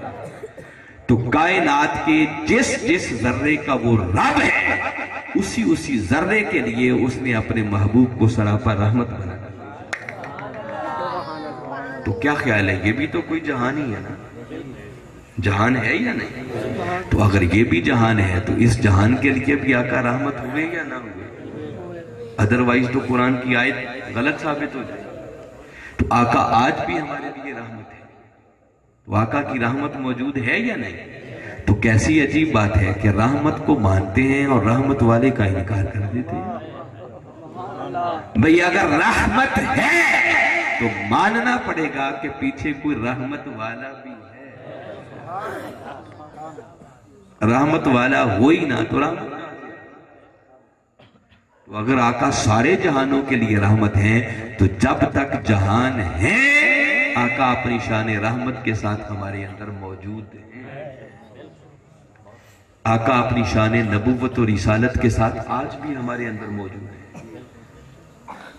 اگر نبوت ختم ہو چکی ہوتی، رسالت ختم ہو چکی ہوتی تو کسی اور نبی کو بھیجنا پڑے، کسی اور نبی کا نہ آنا، اور آپ کی شان ختم نبوت اس بات کی دلیل ہے کہ آپ اپنی شان نبوت اور رسالت کے ساتھ آج بھی ہمارے اندر موجود ہیں۔ آقا اپنی شان شاہدیت کے ساتھ ہمارے اندر موجود ہے، شان نذیریت کے ساتھ آج بھی ہمارے اندر موجود ہے۔ آقا اپنی شان شفاعت کے ساتھ آج بھی یہ میں جتنے پوائنٹس لے رہا ہوں نا، اس ایک ایک پوائنٹ پر گھنٹوں گفتگو ہو سکتی ہے۔ باری تعالیٰ نے فرمایا وَلَوْ أَنَّهُمْ إِذْ ظَلَمُوا أَنفُسَهُمْ جَاءُوكَ فَاسْتَغْفَرُوا اللَّهَ وَاسْتَغْفَرَ لَهُمُ الرَّسُولُ لَوَجَدُوا اللَّهَ تَوَّابًا رَحِيمًا۔ محبوب اگر یہ اپنی جانوں پر ظلم کر بیٹھے اور انہیں توبہ کا خیال آ جائے، معافی مانگنا چاہیں، تو فرمایا محبوب انہیں کہیں دائیں بائیں جانے کی ضرورت نہیں، بس سیدھا دہلیز مصطفیٰ پہ آ جائیں۔ پھر کیا کریں؟ فَاسْتَغْفَرُوا اللَّهَ، وہاں آ کر اللہ سے معافی مانگے، اور آگے فرمایا وَاسْتَغْفَرَ لَهُمُ الرَّسُولُ، اور محبوب اگر پھر تو نے بھی ان کی سفارش کے لیے لب ہلا دیے، بس تیرے لب ہلنے کی دیر ہے، فرمایا لَوَجَدُ اللَّهَ تَوَّابًا رَحِيمًا، مجھے اپنی عزت کی قسم وہیں کھڑے کھڑے یہ مجھے تواب بھی پالیں گے، مجھے رحیم۔ تو یہ قرآن کی آیت ہے۔ آج بھی حکم ہے گناہ کر بیٹھو تو آقا کی بارگاہ اقدس میں جائے، تو آپ کہیں گے جو وہاں جا نہ سکے وہ بیچارہ کیا کرے؟ بابا وہ یہیں راسخ آباد میں بیٹھ کر آقا کی بارگاہ کا تصور کرے اور آقا کی غلامی کا پٹا گلے میں ڈال کر اللہ سے اپنے گناہوں کی معافی مانگے، اللہ یہیں بیٹھے بیٹھے تمہاری توبہ قبول کر لے گا۔ مگر درمیان میں باری تعالیٰ نے رکھا وَاسْتَغْفَرَ لَهُمُ الرَّسُولُ، اگر رسول بھی تمہاری شفاعت کر دے۔ جب ہمارے آقا صلی اللہ علیہ وسلم کا بھی تازہ تازہ وصال ہوا تو دور دیہات کا رہنے والا ایک شخص تھا۔ عربی مفسرین نے اس آیت کی تفسیر میں یہ واقعہ بیان کیا۔ دیکھو نا جس طرح آج سوشل میڈیا نکل آیا ہے، کوئی خبر آج یہاں ہوئی تو ایک لمحے میں پوری دنیا میں پہنچ جاتی ہے۔ اس دور میں تو ایسا نہیں ہوتا تھا، ایک جگہ پر واقعہ ہوا کئی مہینوں تک دوسرے علاقوں میں پتہ ہی نہیں چلتا تھا، کوئی آئے جائے تو تبھی خبر پہنچنی تھی۔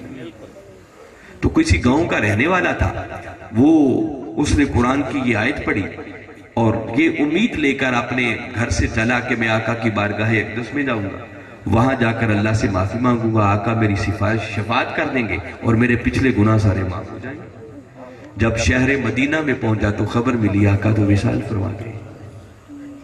وہ آپ کی قبر انور پر آ گیا اور وہاں آ کر ایک سارت آہ بھر کے عرض کرنے لگا کہ آقا میں بڑا بد نصیب نکلا ہوں کہ میرے آنے سے پہلے یہ پردہ کر گئے، میں تو بڑی امید لے کے آیا تھا۔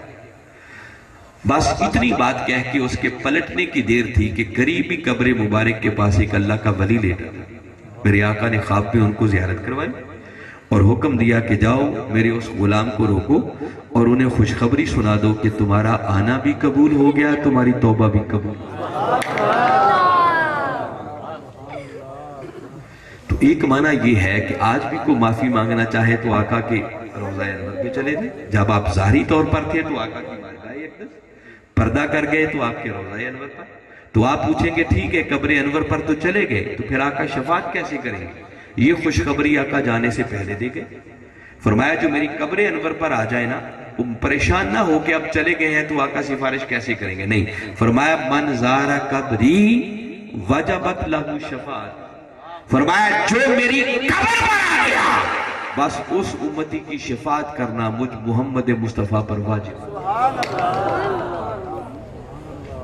بھی کر رہے ہیں تو آقا اپنی شان شفاعت کے ساتھ آج بھی ہمارے اندر موجود ہے، آقا اپنی شان توسل کے ساتھ آج بھی ہمارے اندر موجود ہے۔ آقا کی موجودگی کی کئی صورتیں ہیں، حتیٰ کہ قرآن سورہ حجرات میں آج بھی اعلان کر رہا ہے وَعْلَمُوا أَنَّ فِيكُمْ رَسُولَ اللَّهِ، کہ 14 صدیاں بعد آنے والوں جان لو کہ بے شک آج بھی اللہ کا رسول تمہارے اندر موجود ہے۔ تو ہم غم اس لیے نہیں کرتے کہ آقا آج بھی ہمارے اندر موجود۔ دیکھو نا ہم کلمہ طیب پڑھتے ہیں، کیا کہتے ہیں؟ لا الہ الا اللہ محمد الرسول اللہ۔ کیا معنی ہے اس کا؟ اللہ کے سوا کوئی عبادت کے لائق نہیں، اور پھر کہتے ہیں محمد صلی اللہ علیہ وسلم اللہ کے رسول ہیں، کہتے ہیں یا تھے کہتے ہیں؟ پکی بات ہے کیوں جی کسور صاحب؟ ہیں ہی کہتے ہیں نا، محمد صلی اللہ علیہ وسلم اللہ کے رسول، تو بھئی جب وہ ہیں تو پھر مانو نا کہ وہ آج بھی ہیں، تو جب وہ ہیں تو پھر غم کیسا؟ کوئی ہو بھی اور غم بھی کوئی کرتا پھرے تو اس کا علاج کروانے کی ضرورت ہے۔ اس ذیل میں جو آخری بات کرنا چاہ رہا، کسی ایک موقع پر ویسے میں بات کر رہا تھا اسی موضوع پر، تو کسی شخص نے سوال کیا کھڑے ہو کے، انہوں نے کہا علامہ صاحب آپ اتنا زور دے رہے ہیں کہ آقا آج بھی ہمارے اندر موجود ہیں، تو اگر موجود ہیں تو پھر وہ نظر کیوں نہیں آتے؟ سوال تو بڑا جنرل تھا، تو میں اس کا جواب دینا چاہ رہا تاکہ آپ کو بھی اگر کوئی پوچھے تو آپ کے ذہن میں یہ ہونا چاہیے، اور اگر ذہن میں ایک الجھن ہے تو وہ دور ہو جائے گی۔ یاد رکھیں کہ کسی کا نظر نہ آنا یہ اس کے نہ ہونے کی دلیل نہیں ہے۔ ممکن ہے قصور دیکھنے والے کی آنکھ کا ہو، یہ بھی تو پوسیبل ہو سکتا ہے کہ آپ کی آنکھ کو اتنی توفیق نہیں ہے، اتنی طاقت ہی نہیں ہے کہ وہ دیکھ سکے۔ اس کائنات میں کروڑوں حقیقتیں ایسی ہیں جو ہمیں نظر نہیں آتی مگر ہم انہیں مانتے ہیں۔ سب سے بڑی حقیقت، چونکہ ہم کلمہ پڑھنے والے بیٹھے ہیں، تو مجھے بتائیں خدا نظر آتا ہے؟ جی مانتے ہیں یا نہیں؟ نظر بھی نہیں آتا مگر مانتے ہیں۔ تو پتہ چلا کہ نظر نہ آنا یہ کسی کے نہ ہونے کی دلیل قصور دیکھنے والے کی آنکھ کا ہے، کہ آپ کی آنکھ میں اتنی سکت نہیں ہے کہ دیکھ سکیں۔ اب دیکھیں کئی چیزیں اتنی چھوٹی ہوتی ہیں کہ ہم اگر ننگی آنکھ سے دیکھنا چاہیں تو وہ نظر نہیں آتی، لیکن اسی آنکھ کے سامنے اگر خوردبین لگا لیں، مائکروسکوپ لگا لیں، تو وہ چھوٹی چھوٹی چیزیں بھی نظر آنا شروع ہو جاتی ہیں۔ تو کوئی کہے کہ چونکہ نظر وہ نہیں آتی تو وہ ہے ہی نہیں، تو بابا قصور تمہاری آنکھ کا ہے۔ اور کئی چیزیں اتنی دور ہوتی ہیں کہ وہ بھی ننگی آنکھ سے نظر، لیکن اگر آنکھ کے سامنے دوربین لگا لیں، ٹیلیسکوپ لگا لیں، تو وہ دور والی چیزیں بھی نظر آنا شروع ہو جاتی ہیں۔ تو آنکھ کی طاقت میں فرق ہے۔ آنکھ کا قصور ہے، چیز قصور کا قصور چیز کا نہیں ہے، وہ چیز سے موجود ہے۔ اسی طرح حاضرین مکرم، میں پہلی بات یہ اس ضمن میں کہنا چاہ رہا ہوں کہ کسی کا نظر نہ آنا یہ اس کے نہ ہونے کی دلیل نہیں ہے، یہ قصور دیکھنے والی آنکھ کا ہے۔ آقا صلی اللہ علیہ وسلم کے پردہ کر جانے سے فرق صرف اتنا پڑا ہے کہ جب تک آپ ظاہری طور پر جلوہ افروز تھے تو ابو لہب و ابو جہل آتے وہ بھی دیکھ لیں، ابو بکر و عمر عثمان و علی رضوان اللہ علیہ مجمعین آتے وہ بھی تک تھے۔ بس پردہ کر جانے سے فرق صرف یہ بڑا ہے کہ آج اگر کوئی ابو لہب و ابو جہل کی آنکھ لے کر آئے تو آقا نظر نہیں آتے، مگر کوئی ابو بکر و عمر عثمان و علی کے عشق والی آنکھ لے کر آئے تو آقا آج بھی پردے اٹھا کر دیدار آج بھی دکھائی دیتے ہیں۔ میں آپ کو ایک سادہ مثال دیتا ہوں۔ کسی دور میں ریڈیو ہوتے تھے، کیا ہوتے تھے؟ پھر ٹی وی جب شروع میں نکلے تو اس کے چینل ہوتے تھے، گھماتے تھے۔ وہ ریڈیو جو ہوتا تھا نا، اس کا ایک بٹن ہوتا تھا گول سا، اس کو گھماتے تھے تو اس کی سوئی موو کرتی تھی، حرکت کرتی تھی، پھر نمبر لگے ہوتے تھے، وہ سوئی مختلف نمبروں پہ جاتی تو مختلف اسٹیشن کی نشریات شروع ہو جاتی۔ کبھی لاہور کا اسٹیشن چل پڑتا، کبھی ملتان کا چل پڑتا، کبھی کراچی کا چل پڑتا، مختلف کوئٹہ کا اسٹیشن چل پڑتا، تو وہ سوئی جس جگہ پہ جاتی وہ اسٹیشن کی نشریات شروع ہو جاتی۔ اسی طرح ٹی وی کے چینل ہوتے تھے، اب گھماتے جائیں، کبھی لاہور، کبھی اسلام آباد، کبھی کراچی، کبھی کوئٹہ، یہ اسٹیشن شروع ہو جاتا۔ اب تو خیر پوری دنیا کے چینل آپ کے سامنے آنا شروع ہو جاتے، مگر یہ پرانے بزرگوں کو پتا ہوگا، وہ جب ریڈیو ہوتا تھا نا تو آپ کبھی دیکھیں وہ نمبر ہوتے تھے خاص پہ، یہاں لاہور کا اسٹیشن چلے گا، اگر وہ سوئی اسٹیشن سے تھوڑی سی آگے پیچھے ہو جائے تو نشریات آتی تھی؟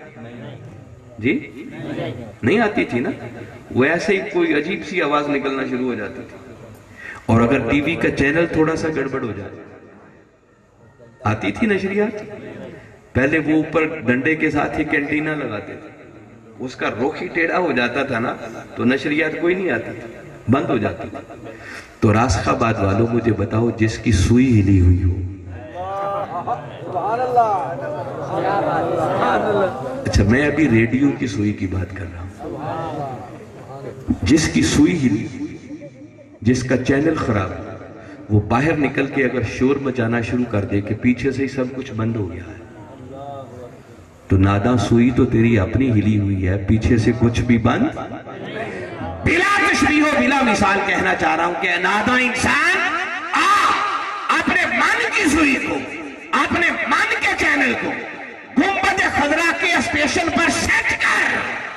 اللہ کی عزت کی قسم صرف آواز نہیں ساتھ تصویر بھی آئے گی. سوئیاں ہماری اپنی ہلی ہوئی ہیں, چینل ہمارے اپنے گڑبڑ ہیں, اور کہتے ہیں نظر نہیں آتا. نظر کیسے آتی؟ وہ کسی نے بڑی خوبصورت بات کی ہے نا, جتنوں کو سمجھ آ جائے, ویسے مشکل بات تو کوئی نہیں ہے. وہ کہتے ہیں آنکھ والا تیرے جوبن کا تماشا دیکھے, آنکھ والا تیرے جوبن کا نظارہ دیکھے. ارے دیدائے کور کو کیا ہے نظر, جو ہے ہی دیدائے کور, جس کے پاس آنکھ ہی نہیں ہے اس بیچارے نے کیا دیکھنا ہے. ہم نابینے ہیں. کسی آنکھ والے سے پوچھے مولانا عبد الرحمن جامی رحمت اللہ علیہ, جن کی سوئی اور جن کے چینل کے مدینہ کے اسٹیشن پر سیٹ ہونے کا عالم یہ تھا کہ مولانا جامی کہتے ہیں سگت را کاش جامی نام بودے کہ آمد بر زبانت گاہے گاہے. کہا کرتے تھے آقا کاش آپ کے کتے کا نام جامی ہوتا, آپ جامی جامی کہہ کے اپنے کتے کو بلاتے, اسی بہانے میرا نام بھی آپ کی زبان پہ آ جاتا. جب چینل یوں سیٹ تھے تو نشریات کے آنے کا عالم یہ تھا کہ وہی مولانا جامی کہتے ہیں کہ لوگوں میں نے اپنی زندگی میں خواب میں نہیں جانتے ہوئے 72 مرتبہ کملی والے آقا کی زیارت کی. یوں نشریات آتی. پوچھئے ابو العباس مرسی رحمت اللہ تعالیٰ علیہ سے, فرماتے ہیں 40 سال سے یہ حال ہو چکا ہے کہ اگر ایک لمحے کے لیے بھی آقا کا ودھا مکھڑا نظروں سے اوجھل ہو جائے, اس لمحے خود کو مسلمان ہی نہیں سمجھتے. ہر وقت حضوری میں رہنے والے لوگ. تو ضرورت ہے کہ ہم اپنی ایسی آنکھ پیدا کریں کہ جو تک سکیں, اپنی سوئیوں کو درست کریں, اپنے چینلوں کو درست کریں. اور دیکھیں نا, میں سادہ سی بات آپ کو بتاتا ہوں. اگر وہ ریڈیو کی سوئی خراب ہو جائے, ٹی وی کا چینل خراب ہو جائے, تو لوگ کیا کرتے تھے؟ پھر اس ریڈیو کی سوئی کو ٹھیک کرنے کے لیے یا ٹی وی کے چینل کو ٹھیک کروانے کے لیے کسی مکینک کے پاس جاتے. کس کے پاس جاتے تھے؟ مکینک کے پاس. اور اگر کوئی کہے مجھے وہاں جانے کی ضرورت نہیں ہے, میں گھر بیٹھ کے خود ہی ٹھیک کر لیتا ہوں, تو اگر وہ جیسا اناڑی ہوگا تو رہی صحیح کسر بھی نکال دے گا, بیڑا ہی گھر کرے گا نا. اور اگر من کی سوئیاں خراب ہو جائیں, اگر من کے چینل خراب ہو جائیں, یہ گنبد خضرا کی اسٹیشن پر نہ لگے, تو من کے چینلز کو درست کرنے کے لیے پھر اللہ کے ولی ہوتے ہیں. پھر کسی سلطان باہو کی صحبت میں بیٹھو, کسی بابا فرید کی صحبت میں بیٹھو, کسی داتا گنج بخش علی حجویری کے قدموں میں بیٹھو, کسی خواجہ معین الدین چشتی اجمیری کی صحبت میں بیٹھو, خدا کی قسم ان کی توجہ بھی ہو گئی نا تو تمہارے من کے چینل پکڑ کے درست کر. میں دور کی بات نہیں, آپ کے پڑوس کی بتاتا ہوں, چونکہ ہم شورکوٹ میں بیٹھے ہوئے. حضور سلطان العارفین سلطان باہو رحمت اللہ تعالیٰ علیہ, بات معروف ہے, آپ نے سنی ہوئی ہے, یہ بات سمجھانے کے لیے بتا رہا ہوں کہ یہ اللہ کے ولی کیسے چینل درست کرتے ہیں. اللہ نے ان کو یہ طاقت عطا کیا. پرانا صدیوں پرانا دور, جس دور میں آمد و رفت کے موجودہ ذرائع تو تھے نہیں کہ بسیں, ٹرینیں, گاڑیاں, کاریں, موٹر سائیکل, لوگ پیدل سفر کرتے تھے. اور جب بارات جانا ہوتی نا تو لوگ کیا کرتے, رات کو ہی روانہ ہو جاتے تاکہ رات سفر طے کر لیں اور دن چڑھتے ہی اپنی منزل تک پہنچ جاتے. تو اس زمانے کی بات ہے کہ ایک بارات تھی اور اس بارات میں جانا تھا احمد پور سیال. کہاں جانا تھا؟ یہ آپ کے پڑوس میں تحصیل احمد پور سیال, وہاں جانا تھا بارات میں. رات کو سفر کر رہے تھے, علاقہ یہ تھا. بس سفر کرتے کرتے رات کی تاریکی تھی, رستہ بھول گئے. اور رات کی تاریکی میں پوری بارات حیران و ششدر کھڑی ہے کہ اب کہاں جائیں, کس سے رستہ پوچھیں. بس اس حیرانگی کے عالم میں کھڑے تھے کہ اچانک کانوں میں آواز پڑی کہ قریبی کھیتوں میں کوئی اللہ کا نیک بندہ ہے جو حل بھی چلا رہا ہے اور ساتھ اللہ کا ذکر بھی کر رہا ہے. اور وہ حضرت سلطان العارفین سلطان باہو رحمت اللہ تعالیٰ نے سوچا کہ وہ اللہ کا نیک بندہ ہے, چلو ان سے راستہ پوچھتے ہیں. چلے گئے, جا کے پوچھا بابا جی ہم نے احمد پور جانا تھا, راستہ بھول گئے ہیں, تو کیا راستہ بتا دیں. آپ سن کے فرمانے لگے کہ اسی انتظار میں تو ہوں کہ کوئی تو آئے جو احمد پور کا راستہ پوچھے۔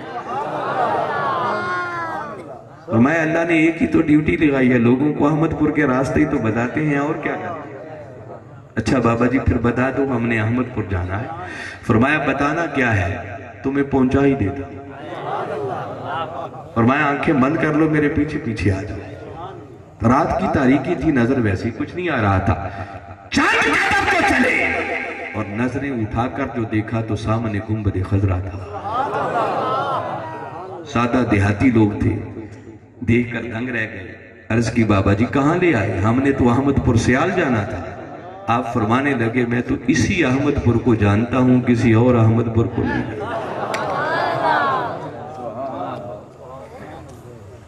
پھر یہ اللہ کے نیک بندے ہیں، ان کی صحبت میں بیٹھے، ان کی مجلس میں بیٹھے، انشاءاللہ ان کی مجلس میں بیٹھنے سے آپ کے مردہ دلوں کو زندگی ملے گی، آپ کے من کی سوئیاں سیدھی ہو جائیں گی، من کے چینل گنبد خضرا کے اسٹیشن پہ سیٹ ہو جائیں گے، اور اگر یہ چینل سیٹ ہو گئے تو سمجھو دنیا بھی سنور گئی اور آخرت بھی سنور گئی۔ پھر جو آج نظر نہیں آتا نا، پھر نظر آنا شروع ہو جاتا، اور نظر آنا شروع ہو جائے تو پھر کوئی دیکھ کر تو کنویں میں چھلانگ نہیں لگاتا نا، بچنے کی کوشش کر ہی لیتا ہے۔ اور اگر کوئی پوچھے کہ حضرت سلطان العارفین تو پردہ کر گئے، صدیاں بیت گئی، آج بھی کوئی ایسا ہے؟ تو یقیناً ایسے ہیں۔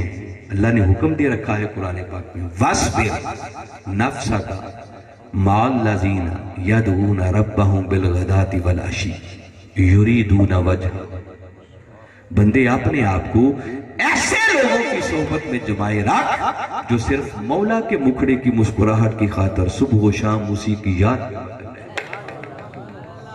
ان لوگوں کے ساتھ جوڑنے کا حکم دیا ہے۔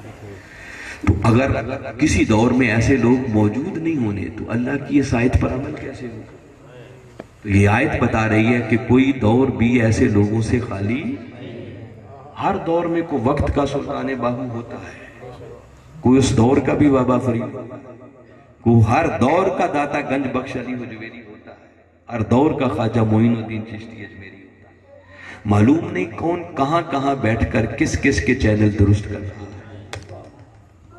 اللہ سب کو سلامت رکھے، مگر میں تو ایک ایسا بتا رہا ہوں جن کو اپنی آنکھوں سے دیکھا اور کانوں سے سنا، اور ابھی رات بھی وہ یہی کام کر رہے تھے اور کوئی کام نہیں تھا، لوگوں کے یہی چینل ہی درست کر رہے تھے کہ لوگوں خود کو کملی والے آقا کے اخلاق کے رنگ میں رنگ۔ آج کے دور میں وہ ہستی جو لوگوں کے من کی سوئیاں اور دلوں کے چینلوں کو گنبد خضرا کے اسٹیشن پہ سیٹ کر رہے ہیں، اس ہستی کو لوگ ڈاکٹر محمد طاہر القادری کے نام سے یاد کرتے ہیں۔ طاہر القادری جیسے لوگ روز روز پیدا، صدیوں بعد پیدا۔ رات جس طرح ان کے سامنے لاکھوں کا ایک ٹھاٹھے مارتا ہوا سمندر تھا، تو وہ بھی جذباتی تقریر کر کے چلے جاتے، لوگوں سے نعرے لگواتے۔ آپ سنیں، وہ خطاب نیٹ پہ موجود ہے، آپ کے موبائل پہ موجود ہے، منہاج ٹی وی کی ویب سائٹ پہ چلے جائیں یا منہاج القرآن انٹرنیشنل، وہ آپ فیس بک کا پیج کھول لیں، وہ لائیو خطاب آپ کو مل جائے گا، سنیں بیٹھ کے۔ آپ نے ایک ہی بات سمجھائی ہے کہ الحمدللہ ایک کام جو ہمارے ذمہ تھا کہ یہ امت آقا کے قدموں سے دور ہو رہی تھی، آقا کی محبت کا اتنا سبق دیا ہے کہ الحمدللہ آج میلاد کا انکار کرنے والے بھی میلاد منانے پہ لگ گئے، گھر گھر میلاد ہو رہا۔ اور فرمایا اب ضرورت اس بات کی ہے کہ آقا کی محبت اور عشق جس کو ایمان کہتے ہیں وہ تو اللہ نے ہمیں عطا کر دیا، اب ضرورت ہے کہ اپنے اعمال کو آقا کے اخلاق اور آقا کی سیرت کے رنگ میں رنگ کر کچھ نہ کچھ اعمال صالحہ کا بھی سامان تیار کر لیں۔ ہمارے ہاں کمی یہ ہے، دیکھو نا میلاد ہم مناتے ہیں، آج سارا دن بھی آپ نے جلوس نکالے، کیا شاندار ڈیکوریشن کی ہوئی ہے، ساری رات میلاد پڑھا گیا، نعتیں پڑھی گئی، اور ساری رات آقا کی نعتیں پڑھے اور صبح اٹھ کر اگر فجر کی نماز بھی نہ پڑھے تو میلاد منانے کا کیا فائدہ؟ یہ آقا کی سیرت ہے۔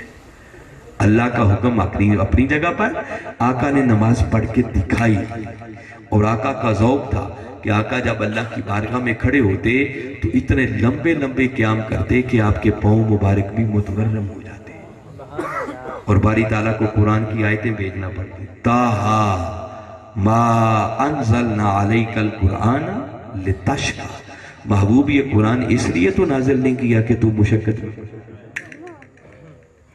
کتنے لمبے لمبے قیام کرتے ہوں، کبھی سورہ مزمل کو پڑھے نا، کیا خوبصورت قرآن کی آیت ہے، جیسے جیسے آقا کی طبیعت مچلتی ویسے ویسے قرآن اترتا چلا جاتا۔ باری تعالیٰ اپنے محبوب کو تک رہے اور فرما رہے ہیں یا ایہا المزمل، اے کالی کالی کمری کے اوڑھنے والے محبوب، پہلے حکم دیا قم اللیل، پیارے رات کو کھڑا ہو، مگر ساتھ ہی خیال کیا ہوگا کہ میں نے کھڑے ہونے کا حکم تو دے دیا، کہیں محبوب کی طبیعت پر گرا نہ گزرے، اور ساتھ آگے کہہ دیا الا قلیلا، محبوب کھڑا ہوا کر مگر تھوڑا کر۔ پھر سوچا ممکن ہے میں نے تھوڑا کہہ دیا محبوب کی طبیعت زیادہ چاہے، تو کہہ دیا نصف، اچھا محبوب آدھی رات کھڑا ہو جائے، اور پھر سوچا یہ بھی زیادہ نہ ہو جائے، تو فرمایا اچھا محبوب تھوڑا کم کر دیا۔ پھر سوچا ہو سکتا محبوب کی طبیعت زیادہ چاہے، تو پھر اگلے الفاظ آگئے او زد علیہ، اچھا محبوب زیادہ چاہے تو تھوڑا زیادہ۔ اذان کی آواز آتی، ام المومنین بتاتی آقا ہمارے پاس بیٹھے ہوتے، باتیں کر رہے ہوتے، جیسے ہی اللہ اکبر کی ندائیں آتی آقا کا رنگ متغیر ہو جاتا، اور یوں لگتا جیسے آقا ہمیں نہیں پہچانتے ہم آقا کو۔ پھر یاد ادھر تو کہنا یہ چاہ رہا ہوں کہ حاضرین مکرم آقا کا میلاد بھی منائیں، یہ پورا میں نے 1.5 گھنٹہ جو خطاب اس موضوع پر کر دیا، اس سے مراد یہ ہے کہ آقا کی آمد کی خوشیاں کریں، آقا کی آمد کے جشن منائیں، گلیاں اور بازار سجائیں، نعتیں پڑھیں، میلاد کے جلسے کریں، مگر اس بات کو پیش نظر رکھیں کہ آقا کی جس آمد پر خوشیاں کرتے ہیں اللہ نے اپنے محبوب کو بھیجا اس لیے تھا تاکہ اس امت کو اس نبی کی سیرت ملے اور ہمیں زندگی گزارنے کا سلیقہ، زندگی گزارنے کا ڈسپلن، طریقہ سمجھ میں آئے کہ اٹھنا کیسے ہے، بیٹھنا کیسے ہے، سونا کیسے ہے، جاگنا کیسے ہے، آنا کیسے ہے، جانا کیسے ہے، والدین سے کیسے پیش آنا ہے، اولاد کے ساتھ کیسے پیش آنا ہے، اللہ کے حقوق کیسے ادا کرنے ہیں، بندوں کے حقوق کیسے ادا کرنے ہیں۔ اگر خود کو کملی والے آقا صلی اللہ علیہ وسلم کی سیرت طیبہ کے رنگ میں خود کو رنگ کر بدلے نہ اور صرف آقا کے میلاد کا جلسہ کر کے ہی بات ختم کر دی تو یہ میلاد ادھورا ہے۔ میلاد پورا تب ہوگا کہ آقا کی آمد کے جشن بھی منائے اور آقا کے لائے ہوئے دین اور آقا کی سیرت طیبہ کے رنگ میں خود کو رنگ کر اتنے سمجھ آئے کہ جو دیکھے بے ساختہ اس کی زبان سے نکلے کہ جس نبی کے غلام اتنے اچھے ہیں اس نبی کی اپنی شان کا عالم کیا، پھر میلاد منانے کا حق ادا ہوتا ہے۔ میں امید کرتا ہوں کہ انشاءاللہ میری ٹوٹی پھوٹی باتوں کو آپ پھینکیں گے نہیں، اپنے دل میں جگہ دیں گے۔ اب میں اس سے زیادہ تکلیف نہیں کرتا، یہ ٹو مچ ہو گئی ہے، اس سے زیادہ پھر زیادتی اور کام اتنا ہی ہونا چاہیے کہ جتنا ایک اعتدال میں رہے گا۔ تو میں انہی باتوں پر اکتفا کرتے ہوئے بارے دیگر آج کے اس جلسے کے جملہ منتظمین کو اور بالخصوص محترم رمضان صاحب کو دل کی گہرائیوں سے مبارکباد پیش کرتا ہوں۔ دعا گو ہوں کہ اللہ آپ سب کی ان کاوشوں کو قبول فرمائے اور جو کچھ میں نے کہا سمجھ کر ایمان لاتے ہوئے آقا کی سچی اور سچی محبت کے چراغ اپنے سینوں میں روشن کرنے اور ان کی سیرت طیبہ کے رنگ میں خود کو رنگ کر ہمیں اپنی دنیا اور آخرت کو سنوارنے کی توفیق عطا فرمائے۔ وما علینا الا البلاغ۔